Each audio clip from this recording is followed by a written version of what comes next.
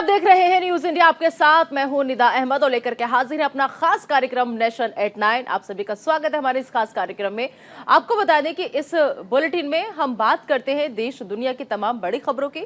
इस बुलेटिन में हर राज्य की खबर आप तक हम पहुंचाते हैं, साथ ही साथ हर छोटी बड़ी खबर जो हर राज्य से आपके लिए जाननी बेहद जरूरी है वो खबर पहुंचाने की कोशिश करते हैं। तो चलिए खबरों की शुरुआत करते हैं और बात करेंगे सबसे पहले प्रधानमंत्री नरेंद्र मोदी की।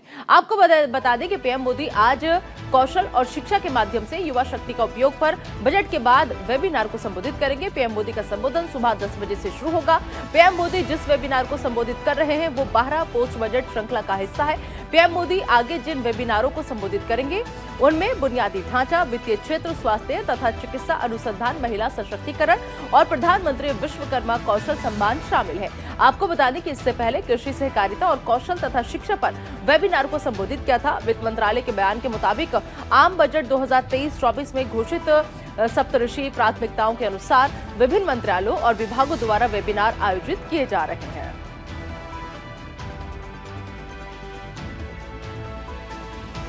दूसरी खबर भी प्रधानमंत्री मोदी से जुड़ी हुई है, जहां आज पीएम मोदी दिल्ली के तालकटोरा स्टेडियम में दिल्ली कर्नाटक संघ की 75वीं वर्षगांठ के उपलक्ष्य में 2 दिवसीय कार्यक्रम का उद्घाटन करेंगे।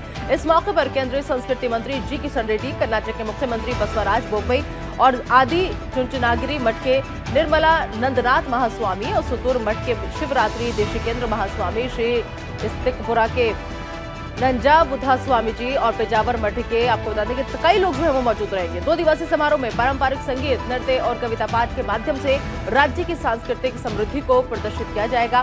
सांस्कृतिक कार्यक्रमों के लिए कर्नाटक के सभी जिलों से 1000 से अधिक कलाकारों को आमंत्रित किया गया है।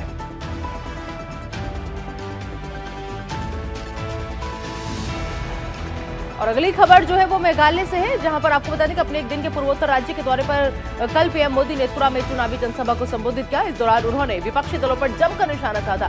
पीएम मोदी ने कहा कि विपक्षी दल जनता का मेरे और पार्टी के प्रति प्यार और समर्थन देखकर परेशान हो चुके हैं, जिस वजह से वो लोग मेरी कब्र खोदने की बात कर रहे हैं। उन लोगों की नींद हराम हो चुकी है। उन्होंने जनता से कहा कि बीजेपी के लिए आपका ये प्यार कुछ लोगों को पसंद नहीं आ रहा, उनकी नींद उड़ गई है। पीएम ने जनता से अपील करते हुए कहा कि चुनाव से पहले आप घर घर जाकर लोगों को मेरा नमस्कार कहें। ऐसा करने से मुझे आशीर्वाद मिलेगा और मैं देश के लिए और अच्छा काम करूंगा। बता दें कि नागालैंड और मेघालय में 27 फरवरी को चुनाव है और 2 मार्च को नतीजा आएंगे।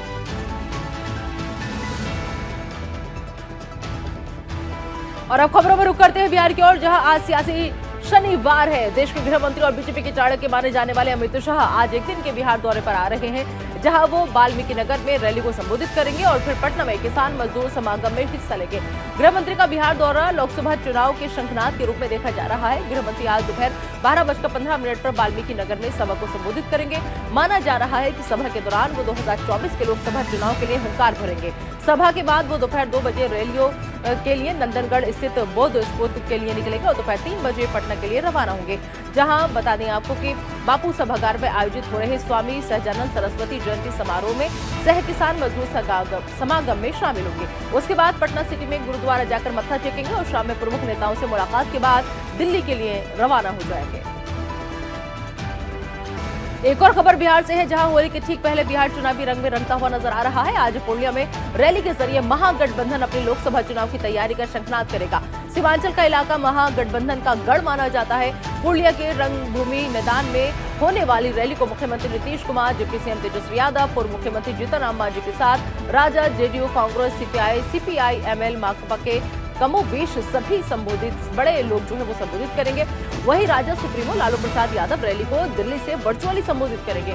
बिहार में एनडीए की टूट के बाद से ये महागठबंधन की पहली रैली होने जा रही है। रैली को महागठबंधन की आपसी एकता और शक्ति प्रदर्शन के रूप में देखा जा रहा है। इससे पहले बीते साल 23 सितंबर को अमित शाह ने पूर्णिया में रैली के जरिए नीतीश कुमार और महागठबंधन पर जमकर निशाना साधा था। और चलिए अब खबरों में रुक कर लेते हैं छत्तीसगढ़ का, जहां पर रायपुर में 5 साल बाद कांग्रेस का 3 दिवसीय अधिवेशन हो रहा है। माना जा रहा है कि अधिवेशन में संगठन में जान फूंकने और 2024 के रोड मैप को लेकर कई प्रस्ताव जो है पारित किए जाएंगे। अधिवेशन में आज सुबह 11:30 बजे सोनिया गांधी का संबोधन होगा। वहीं कल राहुल गांधी अधिवेशन को संबोधित करेंगे। कांग्रेस महाधिवेशन में संचालन समिति की बैठक में उद्घाटन भाषण देते हुए मल्लिकार्जुन खड़गे ने सदस्यों से खुलकर अपनी बात रखने और सामूहिक रूप से निर्णय लेने का अनुरोध किया है। उन्होंने कहा कि आप लोग जो भी फैसला लेंगे वो मेरा और हम में से हर किसी का फैसला होगा। इससे पहले स्टीयरिंग कमेटी की बैठक में तय हुआ कि सीडब्ल्यूसी का चुनाव नहीं होगा और कांग्रेस अध्यक्ष मल्लिकार्जुन खड़गे को सदस्य नॉमिनेट करने का अधिकार सर्वसम्मति से दिया गया। और चलिए खबरों में रुक कर लेते हैं दिल्ली की खबरों का, जहां पर दिल्ली एमसीडी इन दिनों अखाड़ा बना हुआ है। बीजेपी और आप पार्षद एक दूसरे पर हमलावर हैं। हालात ऐसे बन गए हैं कि पार्षद एक दूसरे को मारते हुए नजर आ रहे हैं, बाल खींच रहे हैं। एमसीडी के 6 स्थायी समिति के सदस्यों के लिए शुक्रवार को दरअसल सिविक सेंटर में मतदान शांतिपूर्ण तरीके से हो गया, लेकिन इसके बाद वोटों की गिनती के दौरान जमकर हंगामा हुआ। इस दौरान आम आदमी पार्टी और बीजेपी के पार्षदों के बीच जमकर हंगामा हुआ। पार्षदों के बीच हाथापाई और मारपीट हुई, जिसके बाद सदन की कार्यवाही फिर से स्थगित कर दी गई। अब एमसीडी स्थायी समिति के सदस्यों का चुनाव 27 फरवरी को होगा। मेयर शैली ओब्रायन ने इसकी घोषणा की है। अगली खबर नागालैंड से, जहां पर आज चुनाव प्रचार का आखिरी दिन है। नागालैंड और मेघालय में 27 फरवरी को वोट डाले जाएंगे और 2 मार्च को वोटों की गिनती होगी। इससे पहले सभी दलों ने अपनी अपनी पूरी ताकत झोंक दी है। बीजेपी की तरफ से जहां पीएम मोदी ने कमान संभालते हुए दोनों राज्यों में चुनावी सभा को संबोधित किया, वहीं कांग्रेस की तरफ से राहुल गांधी ने भी चुनावी सभा की। वहीं पश्चिम बंगाल की मुख्यमंत्री ममता बनर्जी भी पूर्वोत्तर राज्यों में ताबड़तोड़ जनसभाएं जो है वो कर रही है। वहीं मेघालय के मुख्यमंत्री कॉनराड संगमा ने भरोसा जताया है कि उनकी पार्टी को फिर से जनादेश मिलेगा। वो दूसरी तरफ वहीं नागालैंड के सीएम नेफ्यू रियो भी जीत का लगातार दावा कर रहे हैं। अगली खबर भारत और जर्मनी के बीच मजबूत संबंध को लेकर है, जहां आज जर्मनी के चांसलर ओलाफ शोल्ज जो है वो भारत की 2 दिवसीय यात्रा पर आ रहे हैं। उनके साथ वरिष्ठ अधिकारियों और व्यापारियों का प्रतिनिधिमंडल भी आएगा। चांसलर शोल्ज प्रधानमंत्री नरेंद्र मोदी के साथ द्विपक्षीय, क्षेत्रीय और वैश्विक मुद्दों पर चर्चा करेंगे।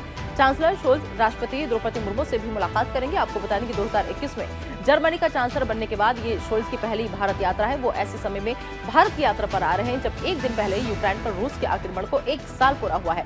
वहीं भारत में जर्मनी के राजदूत फिलिप एक्करमैन ने मीडिया को संबोधित करते हुए कहा कि चांसलर शोल्ज और प्रधानमंत्री मोदी के बीच मुलाकात में हम रूस यूक्रेन युद्ध को एजेंडे में बहुत ऊपर देखते हैं। ये एजेंडे का एक महत्वपूर्ण हिस्सा है।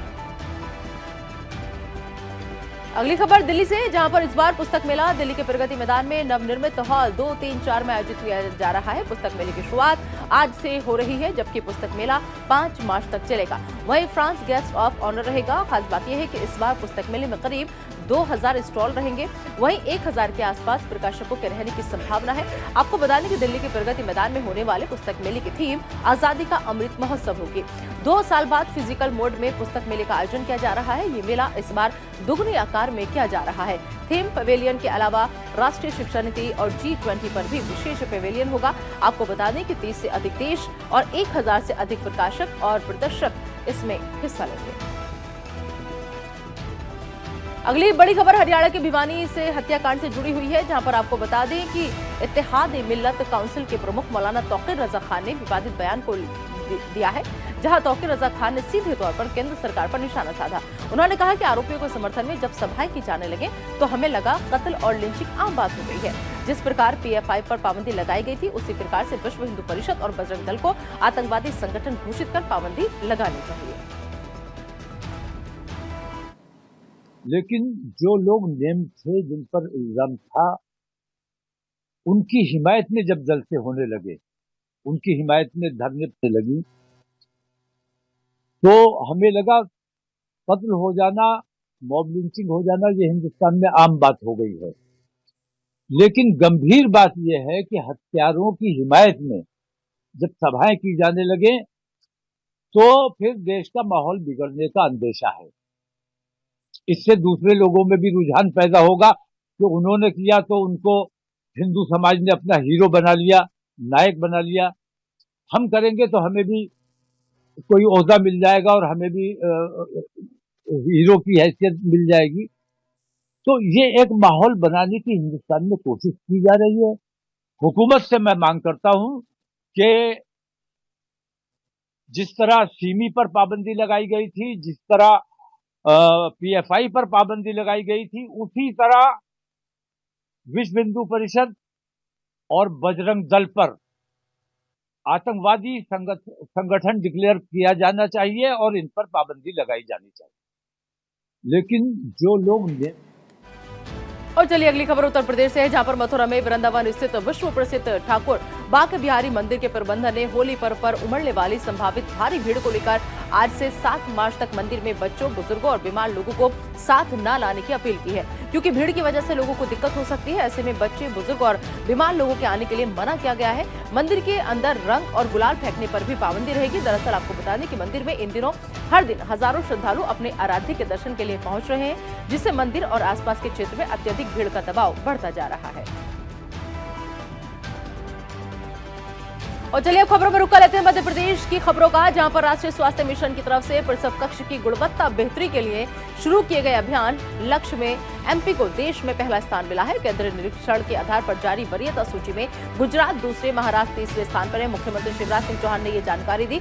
उन्होंने कहा कि मध्य प्रदेश में स्वास्थ्य के क्षेत्र में कई मील के पत्थर स्थापित हुए हैं। आपको बता दें कि लक्ष्य योजना के तहत 111 सरकारी संस्थाओं को राष्ट्रीय स्तर पर प्रमाणीकरण मिला है। और इस दौरान सीएम शिवराज सिंह ने पूर्व सीएम कमलनाथ पर निशाना साधा। उन्होंने कहा कि कांग्रेस ने वचन पत्र के नाम पर झूठ पत्र प्रदेश के लोगों के सामने रखा है। अगली खबर भी मध्य प्रदेश से, जहां सीधे जिले में भीषण सड़क हादसे में अब तक मिली सूचना के आधार पर 13 लोगों की मौत हो गई, वहीं 50 से ज्यादा लोग घायल हो गए। सीधी जिले के चुरहट थाना क्षेत्र के अंतर्गत मोहानिया टनल के पास बीती रात ये सड़क हादसा हुआ। रात तकरीबन 9 बजे तेज रफ्तार 3 बसें आपस में टकराईं और ये बसें 17 में आयोजित कोल जनजाति महाकुंभ से लोगों को लेकर के लौट रही थी। घायलों को रीवा अस्पताल में भर्ती कराया गया, जहां सीएम शिवराज से घायलों का हालचाल जाना। इस दौरान उन्होंने दुर्घटना में मरने वालों के परिवारों को 10 लाख रुपए, गंभीर रूप से घायलों को 2 लाख रुपए और मामूली रूप से घायलों को 1 लाख रुपए की राशि देने की घोषणा की है। साथ ही उन्होंने कहा कि मृतकों के परिजनों को योग्यता के अनुसार सरकारी नौकरी दी जाएगी। खबरों में रुक करते हैं राजस्थान का, जहां पर अलवर से बीजेपी सांसद महंत बाबा बालकनाथ ने राजस्थान सरकार पर सवाल उठाए हैं। बालकनाथ ने जुनैद नासिर हत्या मामले पर गहलोत सरकार को घेरते हुए कहा कि राजस्थान सरकार हिंदू संगठनों को बदनाम करने की साजिश कर रही है। इसके साथ ही बाबा बालकनाथ ने गहलोत सरकार पर आरोप लगाते हुए कहा कि मौजूदा सरकार अपराधियों को संरक्षण दे रही है। राजस्थान में एक नहीं 100 मुख्यमंत्री है, गुंडों का आतंक है, पुलिस भी दबाव में कुछ करने के लिए राजी नहीं है।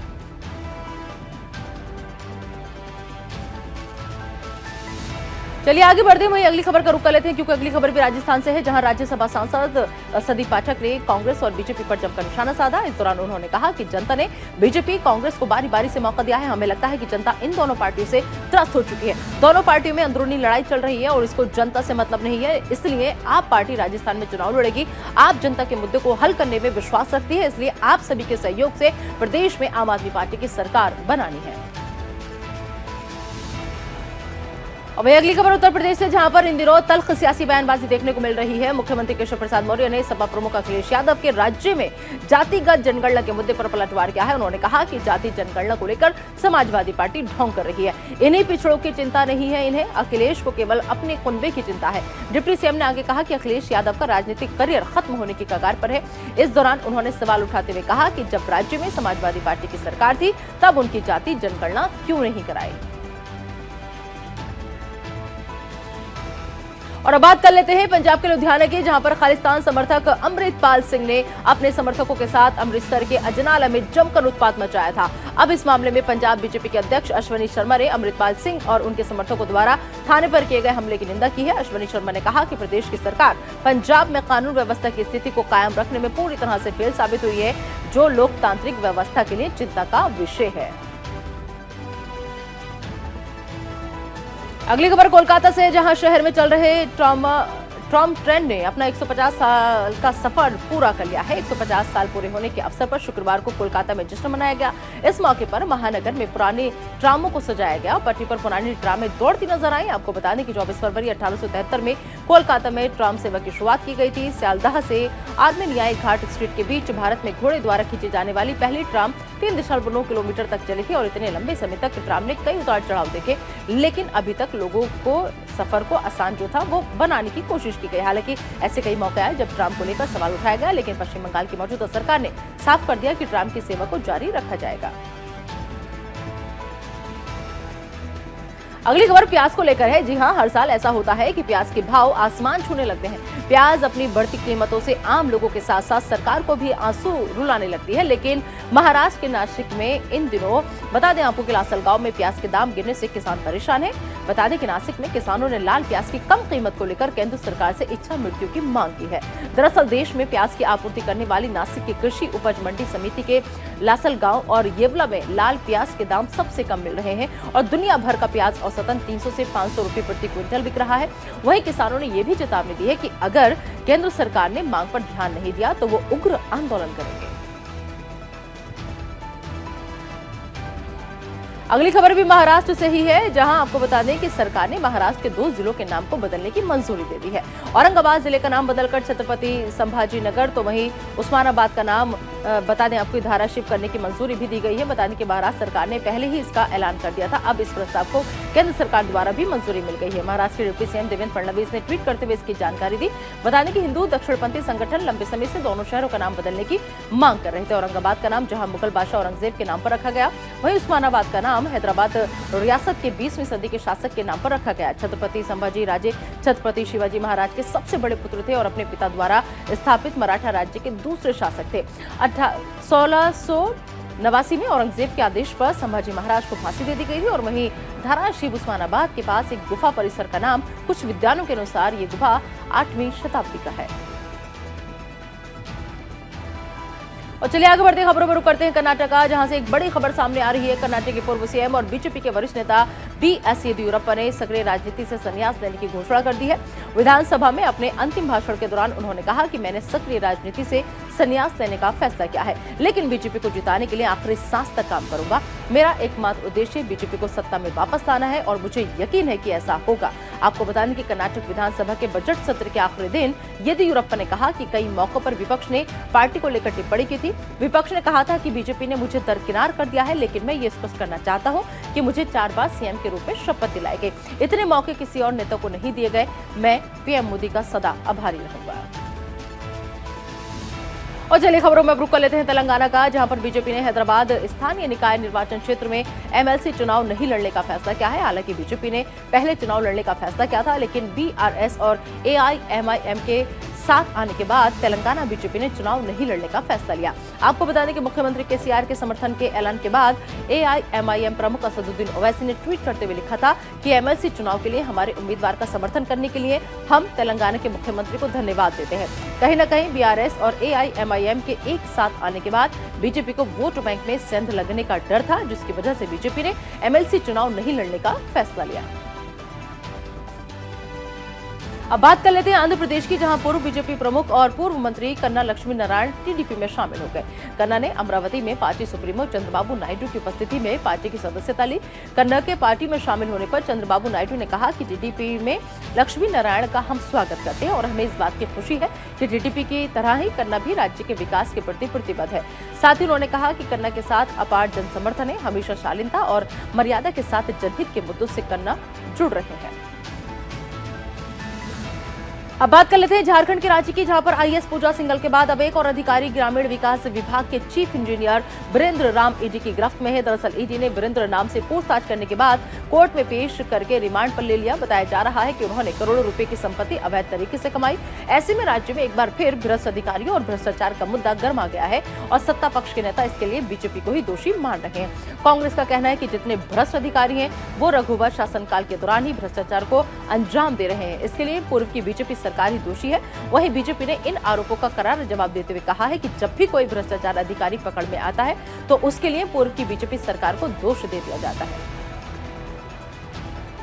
अगली खबर तेलंगाना से है, जहां आईआईटी हैदराबाद स्थित मेडटेक स्टार्टअप ही मैक ने पीलिया का कुशलता से इलाज करने के लिए आपको बता दें कि A1 आधारित फोटोथेरेपी डिवाइस एनलाइट 360 का निर्माण किया है। आपको बता दें कि पीलिया सबसे आम स्वास्थ्य समस्याओं में से एक है जो नवजात शिशुओं को प्रभावित करती है, जिससे उन्हें फोटोथेरेपी उपचार से गुजरना पड़ता है, जिसमें समय लगता है। हालांकि आपको बता दें कि मेडटेक स्टार्टअप मैक कंपनी ने दावा किया है कि दुनिया का पहला फोटोथेरेपी उपकरण है जो कि ये बच्चे की स्थिति को समझ सकता है और पूरी चिकित्सा कर सकता है।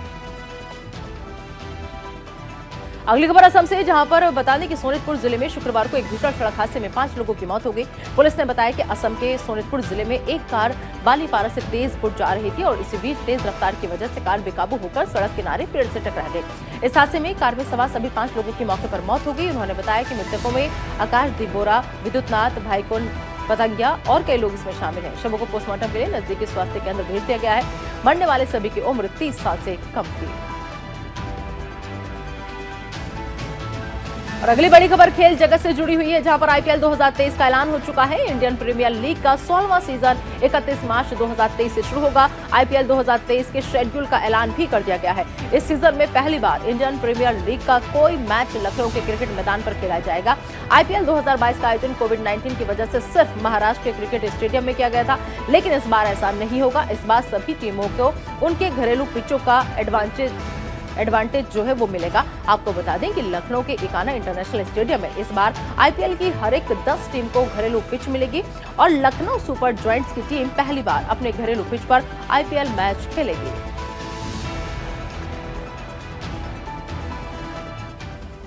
तो फिलहाल हमारे इस खास बुलेटिन नेशन एट 9 में अभी के लिए इतना ही। आप दीजिए इजाजत, लेकिन बने रहिए न्यूज इंडिया के साथ।